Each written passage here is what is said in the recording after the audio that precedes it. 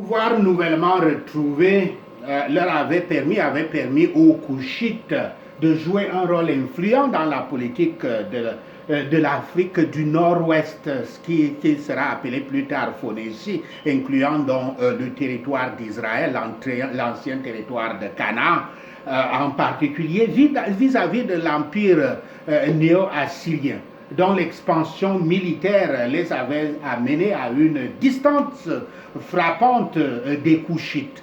Le souverain couchite de l'époque, dont le nom était Shebitku et qui régna de 707 ou 706 à 690 avant Yahshua Christ, affronta effectivement la Syrie à El Teke, ce qui signala des relations d'hostilité ouvertes qui menèrent finalement à partir de 762 avant Yahshua Christ et les années suivantes à l'invasion assyrienne de l'Égypte, à sa conquête et à la fin du règne couchite sur cette région, c'est-à-dire l'Afrique et l'Afrique du Nord-Ouest, plus tard appelée Phonécie. Ainsi, la prophétie d'Ésaïe se réalisa avec les Égyptiens amenés captifs et les prisonniers couchites conduits à l'exil par les Assyriens. Le monde dira souvent que les croyants sont stupides quand ils se distinguent par leur obéissance singulière à Yahweh. Mais le Seigneur soutiendra ses serviteurs dans les moments les plus difficiles les plus pénibles de leur existence, de leur obéissance. Et ce qu'ils sont appelés à souffrir pour lui, pour Yahweh, est généralement léger par rapport à ce sous quoi beaucoup gémissent année après année à cause du péché.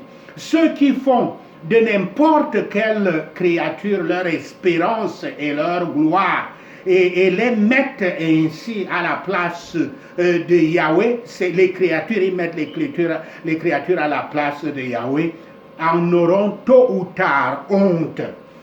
Mais la déception sur la confiance faite aux créatures, au lieu de nous rendre désespérés, devrait plutôt nous conduire à Yahweh, et ainsi nos attentes ne seront pas vaines.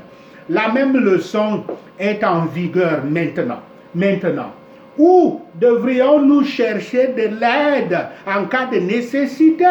Sinon, si ce n'est de Yahweh, notre justice.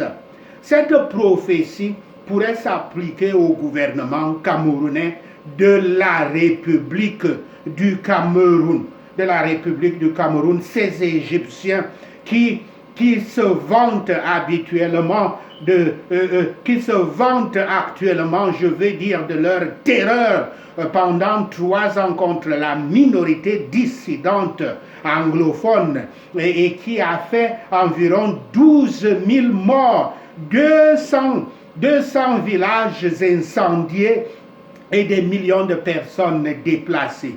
Le régime de Paul Biya a reçu le soutien militaire, diplomatique et financier de son couche qui est la France.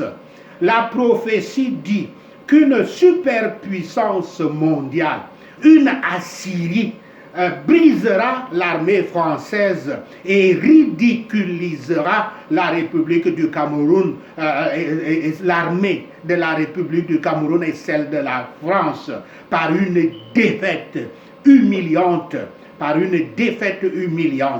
La prophétie peut aussi s'appliquer à nous-mêmes. Les Égyptiens et les Couchites de nos vies seront vaincus, ridiculisés, faits prisonniers, les fesses découvertes à la honte de nos ennemis. Sachez ceci et le Seigneur Yahweh vous bénira. Prenons ces points de prière.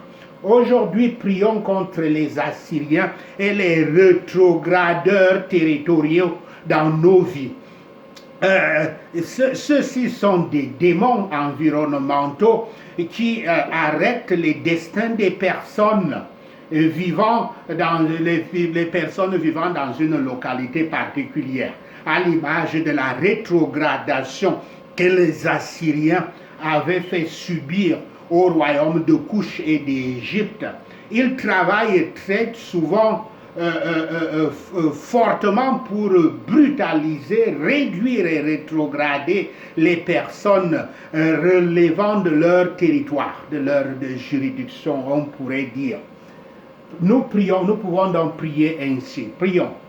Yahweh l'a prophétisé et le roi d'Assyrie a amené dénudés et pieds nus des captifs égyptiens et des exilés couchites, jeunes et vieux, avec des fesses dénudées à la honte d'Égypte. Au nom de Yahshua le Messie, nous prions.